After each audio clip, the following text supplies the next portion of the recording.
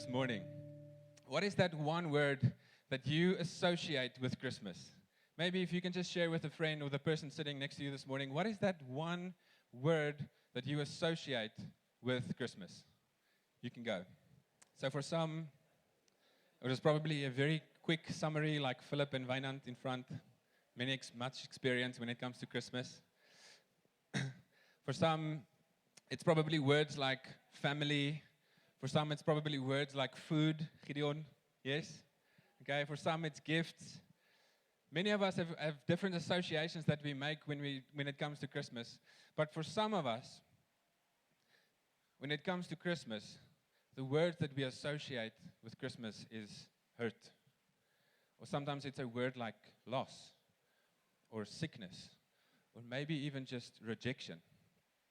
We have different experiences across the room about what Christmas means. But we have a specific word that we would associate with this time of the year. It can be the most wonderful time of the year for most of us. And for some of us, it's not the most wonderful time of the year.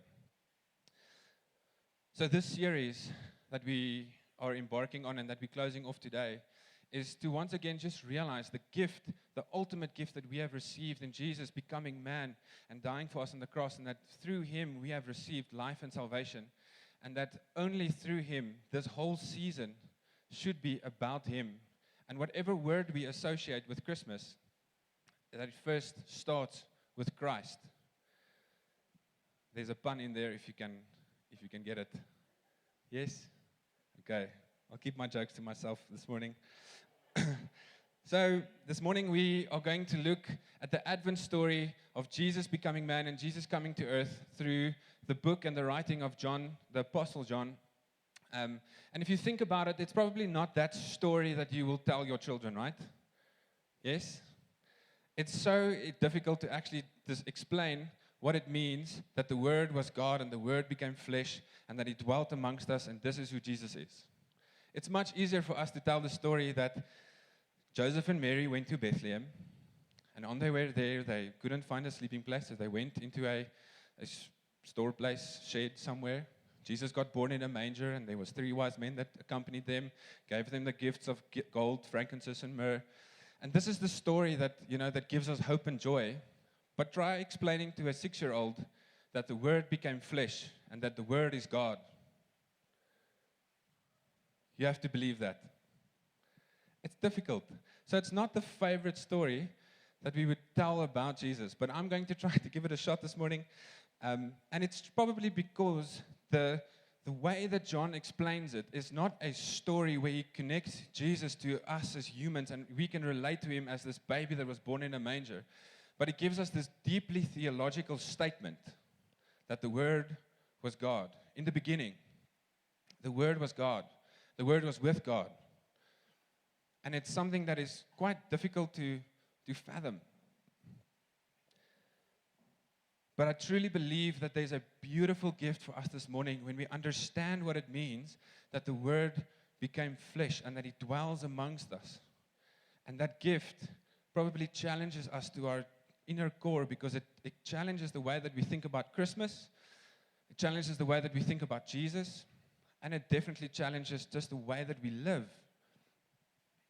So this morning, what is the gift that we receive when we believe that He is the Son of God? And if this is a true statement in our life, how does it actually then change our lives, right? Let's pray. Father, I pray that as we go into your word, that your word would become real and true to us. That as we read your scriptures, Lord, that it would bring life and life in abundance. And I pray this morning, Father, that as I speak, that your Holy Spirit would bring the conviction. Not because of anything I say, but because of the truth that enlightens us in the darkness. I pray that in Jesus' name. Amen. So you can turn your Bibles with me to John 1, verse 1 to 14, where we're going to read from today, or you can just follow me on the screen. So it starts in verse 1. In the beginning was the Word, and the Word was with God, and the Word was God. He was in the beginning with God. All things were made through him, and without him was not anything made that was made. In him was life, and the life was the light of men. The light shines in the darkness, and the darkness has overcome it. There was a man sent from God whose name was John, and he came as a witness to bear witness about the light, that all might believe through him. He was not the light, but came to bear witness about the light. So just coincidentally, so that to just give you some context about the scripture, John is not speaking about himself here. He's speaking about John the Baptist, the one that came before Jesus, the one that pointed towards the light, the one that was a witness to Jesus that would be coming. Okay, so it's not running about John the Apostle here. Then in verse 9 it says, the true light, speaking about Jesus, which enlightens everyone, was coming into the world. He was in the world, and the world was made through him, yet the world did not know him. He came to his own, and his own people did not receive him. But to all who did receive him, who believed in his name, he gave the right to become children of God, who were born not of blood, nor of the will of the flesh, nor of the will of man, but of God. And the Word became flesh and dwelt amongst us. And we have seen his glory, glory as of the only Son from the Father, full of grace and truth. So you see, family, in all four of the Gospels, it starts out with this introductory piece where in Matthew, Mark, and Luke, they connect Jesus with human authority. They connect him with David and Abraham and Moses, and they speak about, Matthew actually just speaks about the genealogy of why Jesus is the Son of God, right? Whereas John skips that whole piece and he goes straight and connects Jesus to God from the very beginning. So many writers have said that John 1 is a theological prologue. A theological prologue because he stresses the connection from Jesus to the eternal God from the beginning of creation. So as a side note, what is a prologue? A prologue is a separate introductory section of a literary work.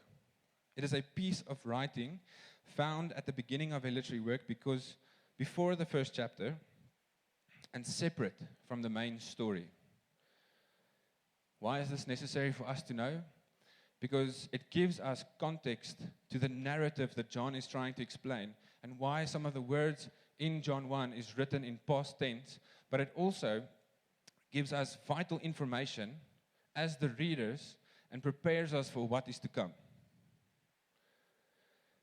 John writes verse 1 to 18 as a quick introduction of the whole gospel that is about to unfold in the rest of the book of John.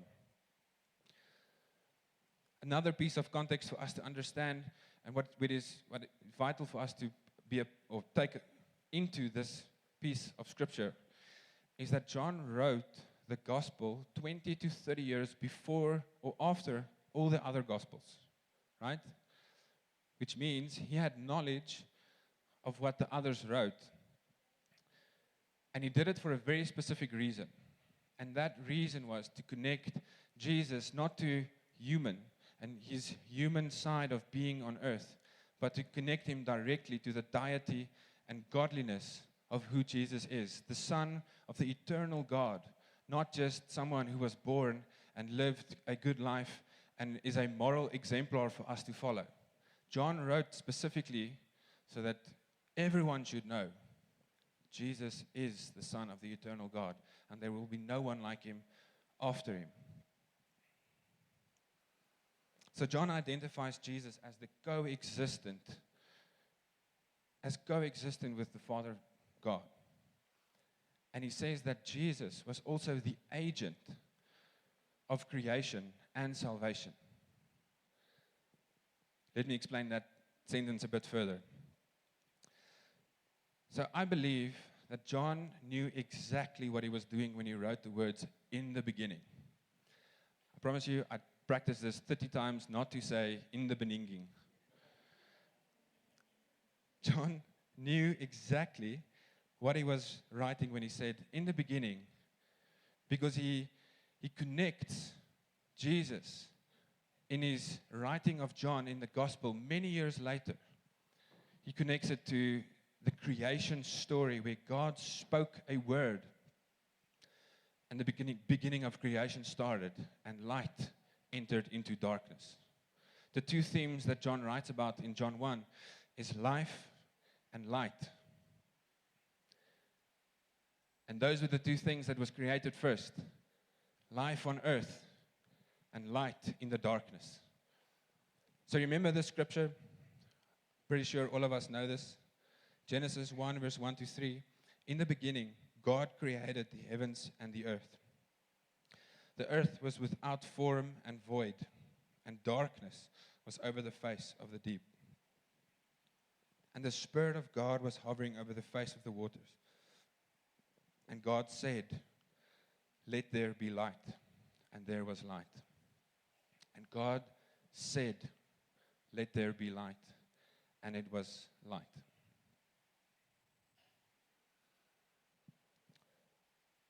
So in this scripture, what we see is what happening and what is unfolding is John is using this prologue to connect, to give us a comparison of what the Trinity is. That God the Father spoke. Jesus is the agent of creation. But not just was he the agent of creation, he was the spoken word that God spoke into existence, and creation happened.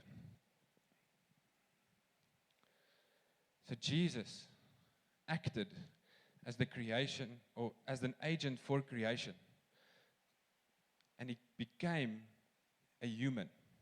And this physical embodiment of the spoken word of God for creation became its salvation.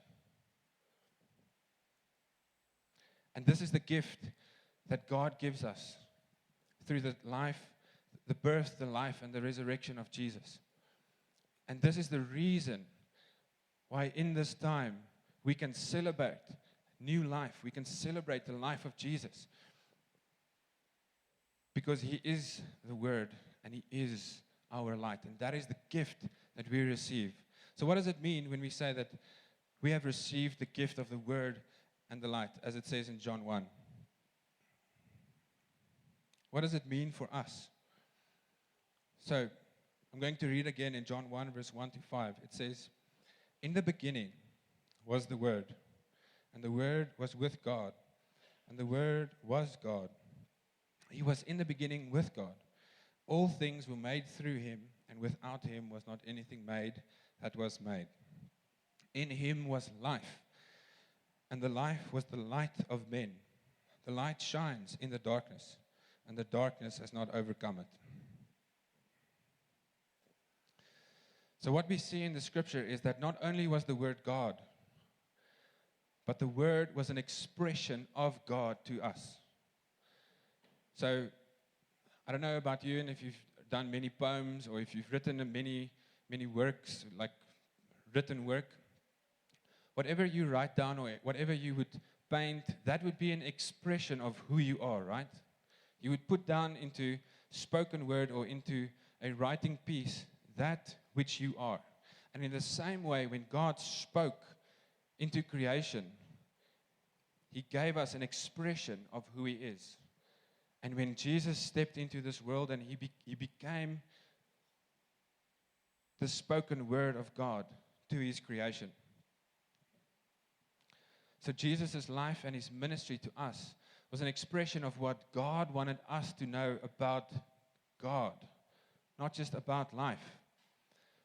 Because Jesus was the creator and he was part of the creation, he is the source of life to all things, to you and to me. And that there's no life source outside of Jesus, because he was the one that created us and knows exactly what we need and what we want.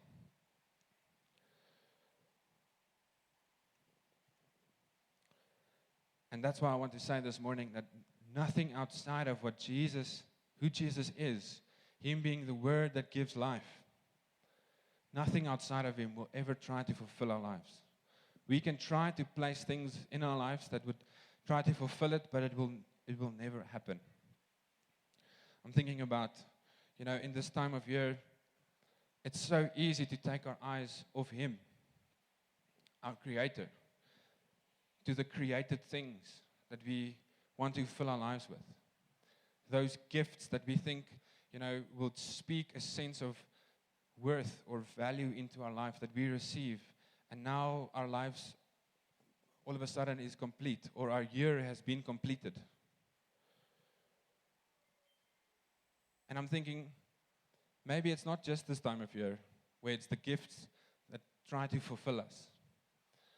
Maybe we do this throughout the year, where the words have been spoken, especially in this holiday. If only I can go on holiday to the ocean or to the bush, that would complete my life. That would fill this year. And I'm saying to you this morning that there's nothing outside of Jesus that will ever give you as much life.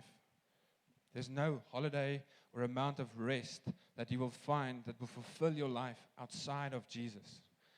When we go on holiday, if we are still going on holiday, Jesus created rest for us to find rest in Him when we go on holiday. Jesus did not create rest so that we can find rest in rest. Jesus created rest, and He created life so that we can find rest and life in Him. Then what we see later on in the scripture is John transitions from the theme of life, from the Word. He transitions over into a next theme about life that constitutes of light, right? The second theme. But John doesn't just write about light in the same way that he wrote about, or that he's referring to from Genesis. He writes about light, and he steps it up. He says, the light shines in the darkness, and the darkness could not overcome it. So this is the second gift that we receive from John's perspective, is the true light. Verse 9. The true light, which enlightens everyone, was coming into the world. He was in the world, and the world was made through Him, yet the world did not know Him. He came to His own, and His own people did not receive Him. But to all who did receive Him, who believed in His name, He gave the right to become children of God, who were born not of blood, nor of the will of the flesh, nor of the will of man, but of God. So what does light do? What does light do? Light reveals the unseen from the darkness. Light brings clarity to any room or any situation. And I'm going to go there. We all know this perfect example that I'm about to use, load shedding. When load shedding kicks in and everything goes dark, what is the first thing that we try to do? We search for light. Why do we do this? Because in darkness, there's a sense of insecurity. The sense of the unknown paralyzes us. But light brings joy, and it brings peace, and it brings clarity of where we want to walk. And it does not hurt when we walk not into our couch or into a table. That is what light does. Light does not hurt. It brings clarity. So spiritually, we are in darkness if we are not with Jesus, if we have not received Jesus.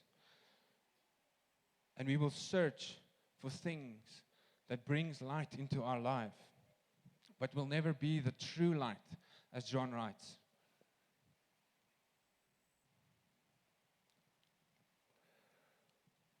We will not have clarity about our lives if we don't have Jesus. He's the only one that can bring true light and clarity. He's the only one that, as He was born into this world, that brought light into existence and showed us how far we are separated from God and how we constantly tend toward darkness. He is the only one that lights up our life. And in that, when God created from chaos and God spoke light into darkness, in the same way, when Jesus stepped into this world and became a human, he brought light to all humans to bring us salvation. However, the scripture comes with a condition. The scripture comes with a condition where it speaks about those who do not know him and do not receive him, and those who do.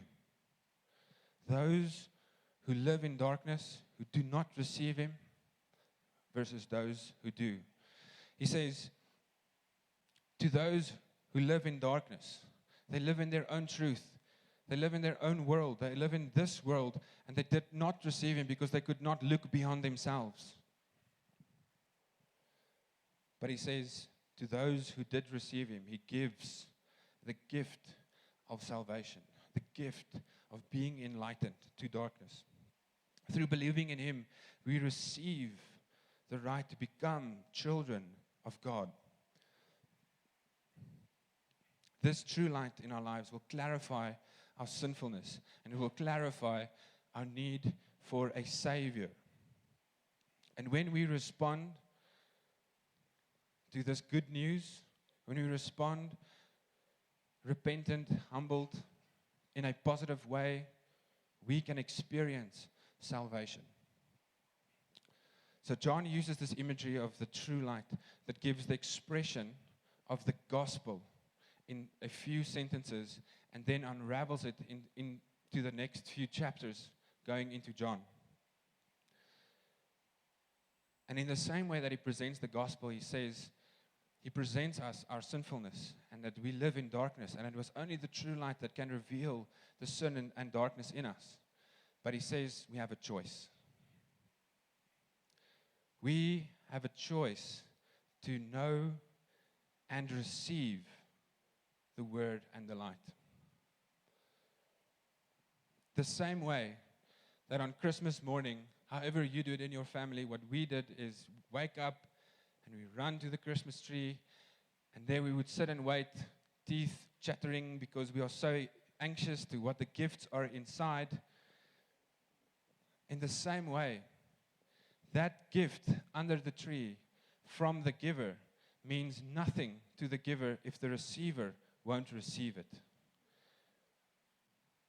Spiritually, Jesus being the gift, the word and the light, will mean nothing to us and nothing to him if we don't know him and receive him. This gracious gift of eternal life that God grants us, this gift that God gives us, was not based on anything that we have done, anything that we deserve, but it was a gift is based on the action of someone else. And we have the opportunity to respond because of that act. And because of the act of Jesus dying for us on the cross, we have this opportunity to respond to his action and receive salvation this morning.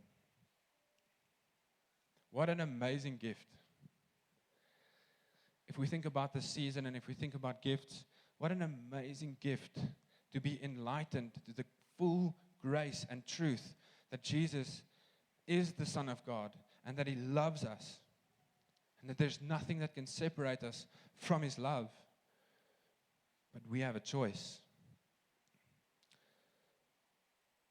So this morning, what is keeping you from receiving the light and living in the light?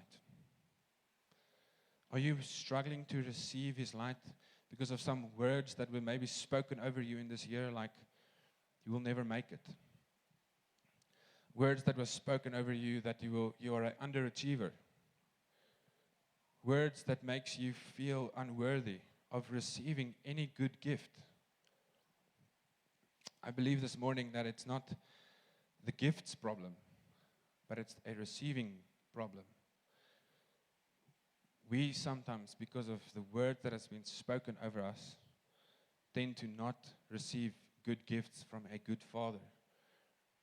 Not because it's a bad gift, but because we don't have enough faith to know that He is a good Father.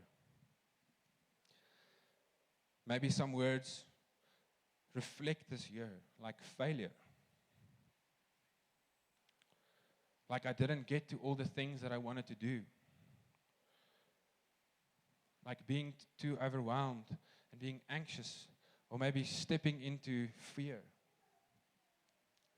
Whatever those words are that you are speaking over yourself, God chose to speak a final word over your life by sending His Son so that we can know Him as the physical expression and embodiment of God's creation and salvation. The last scripture says, John 1 verse 14, "And the Word became flesh and dwelt amongst us. And we have seen His glory, glory as of only the Father, glory as of the only Son from the Father, full of grace and truth." Jesus becoming the Word, or being the Word and becoming flesh, showed us something about the glory of the Father, that only through Him we are loved, and that we experience a love that is unconditional, that is unmerited, and that only through this love we receive salvation and being born again. This gift of grace and truth will empower us to live a life knowing and having confidence that we are set apart from this world. We are set apart from darkness, and that darkness cannot overcome the light that is already within us. And this is all to God, who loved the world so much that He sent His only Son to us, that whoever shall believe in Him shall not perish, but have eternal life. This is the gift that we can receive through knowing and receiving God. And this is also the gift that you and I have been tasked with to share this Christmas with others. Unconditional, unmerited love, because of the life that we have and the light that is shining in us. So this morning, are you open to receive this gift? Are you open to receive this gift of the Word and this light that brings new life in your life? Are you open to receive Jesus in His full grace and truth?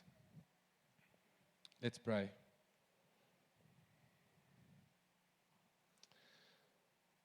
Father, I thank You that You are the Word, that You became flesh and chose to dwell amongst us.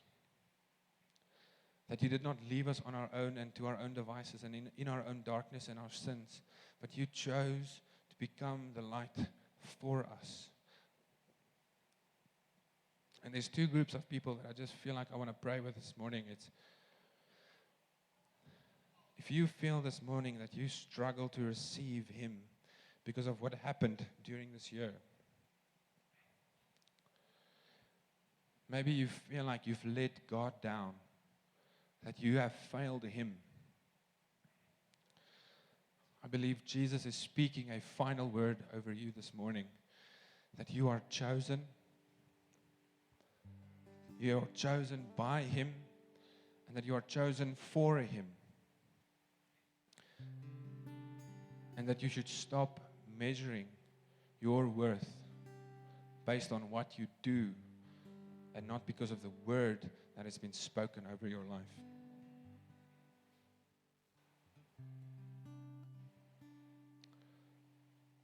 Second group of people that I just feel like I want to share what Jesus shared with me is, if you are here this morning and you need to receive this gift of light, to live in the light, and to give over those areas that are still in darkness,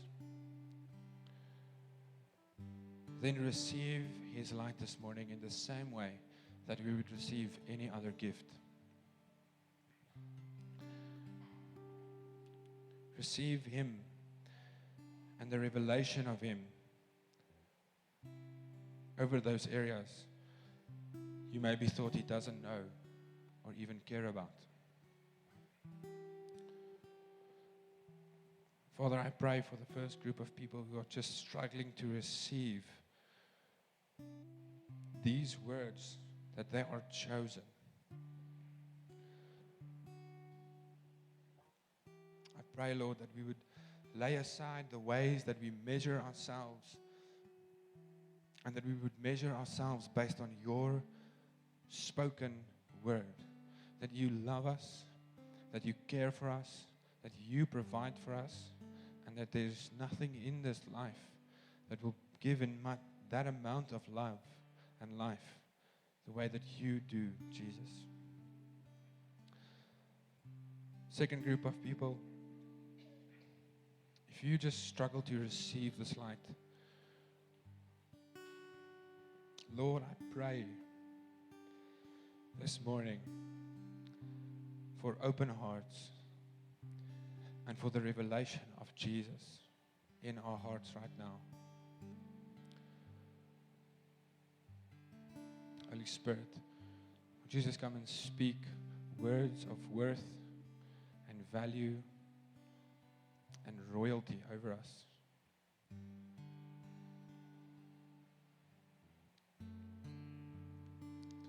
And I pray, Lord Jesus, that you would come and enlighten those rooms in our hearts that has been kept in the dark. I pray that as we open the door to these rooms, Lord, that you would help us through this process. Whatever the hurt, whatever the words that has been spoken, may you just come and unveil what it means to be a child of God and to be living fully in your light. There's nothing that can separate us. And you want to lighten up every area in our lives because you know what we need and you care about us.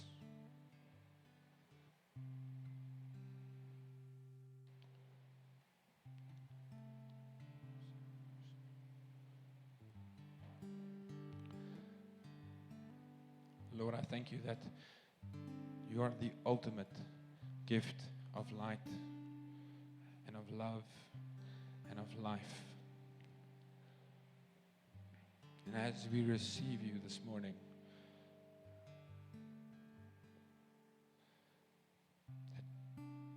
that we would know that there's no one else and nothing else that would ever fulfill that spot, that gap in our hearts. We lay it all in front of you this morning, Jesus.